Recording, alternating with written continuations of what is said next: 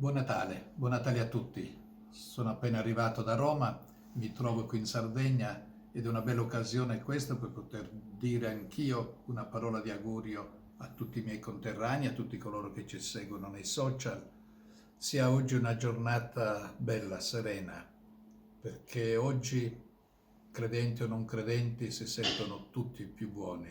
È una colata di amore che viene oggi nella giornata proprio del Natale e ognuno di noi sente il desiderio di fare qualcosa di bello per gli altri.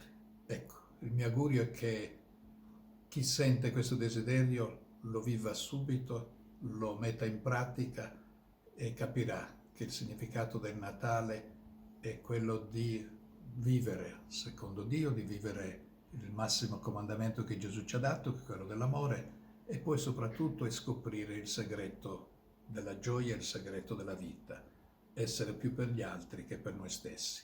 E questo è il messaggio di Betlemme che voglio estendere a tutti, e nell'estendere questo augurio è una preghiera che faccio al Signore perché a tutti dia serenità, dia, direi gioia, ecco, la gioia del vivere in pienezza la propria vita. Auguri a tutti e buon Natale.